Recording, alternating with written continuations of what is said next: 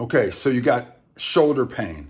How do you fix it? Well, you fix it by getting your shoulders into the right position. That means your shoulder blades are flat, your shoulders are down and slightly pulled back.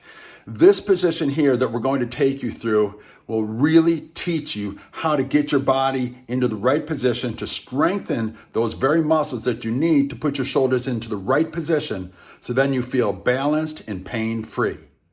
Okay, now we're going into the Sphinx position. And we're gonna slide the elbows in. And I really do want you to pull them in if you can. I don't want you to try to walk them in because there is this action of extension, shoulders down and wide as you pull into the Sphinx position. The elbows should be directly underneath the shoulders.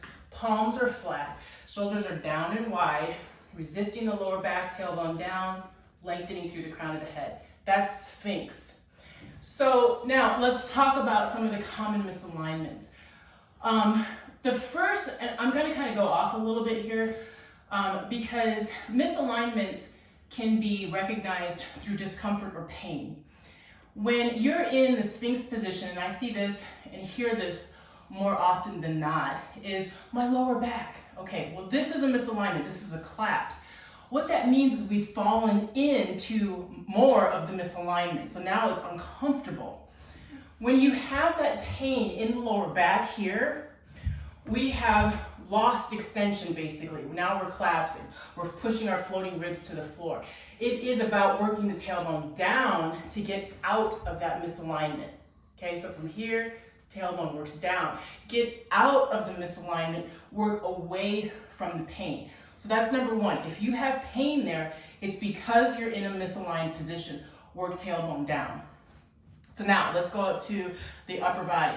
When we're in the actions here with the hands and the forearms are really important. The first thing to look at is the palms of the hands. Just like when we're doing like kneeling table or incline plane or whatever, if we have a lift in the index knuckle and the fatty part of the thumb, this is going to transition and change all the way up the arm. So for example, if I lift here, watch how my forearm and wrist and everything moves away from the floor, okay? This isn't gonna help me open or broaden my chest. This is gonna actually do the opposite. We wanna keep the index knuckle down, fatty part of the thumb down, and even if we can, the inner part of the wrist down, okay, on both sides. Then the elbows work in, and I'm not saying shimmying them in, I'm just saying working in, shoulders down and wide. So let's talk about how we can make those actions happen. I like to use a yoga belt. Now, when you get into this position, if you find that and you'll see this, for some of you will see this, that when you get into the position, if you find that your elbows, your wrists are really close and your elbows are really wide, the next two things that I'm gonna show you are probably good for you to practice doing with this pose. We'll start with the first one. I put my yoga belt around my wrists, my forearms are parallel, and then from here what I'm doing is working the wrists away. Now when we do this, when we work the wrists away from each other, the chest opens, right?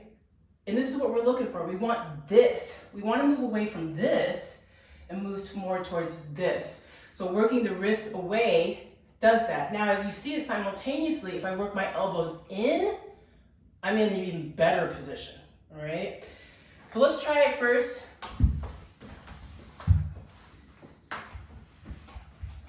From here, elbows directly underneath the shoulders, and I work the wrists away. Look at that change in the chest immediately. From here, where I might kind of be working, to here, where I am working. And then if you can see, I'm shaking now, which means I'm in a good position, okay? The other thing I also want to make sure is that you don't have your wrist turned out like this, because this turns things off. So middle finger pointed straight ahead. Now, how do we work with the elbows?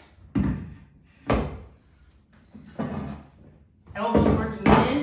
You can set them up however feels comfortable for you. Like maybe you use one block to work in, okay? So now, if I had my belt around my wrist, I work my wrists out, I work my elbows in, Now I'm really working the back of my shoulders, which means if the back of my shoulders are engaged, this part of my body is relaxed, okay? Which means then when I get up out of the position, I should feel like open here. This is reciprocal inhibition, okay? I'm gonna engage one side so that the opposite side relaxes. So if you get into the Sphinx position and you see that your hands are naturally pulled with the wrists close and elbows out, use the belt when you practice this pose. Use the yoga block in between the elbows. Work the wrists out, work the elbows in. And remember, if you have pain in the lower back, tailbone works down.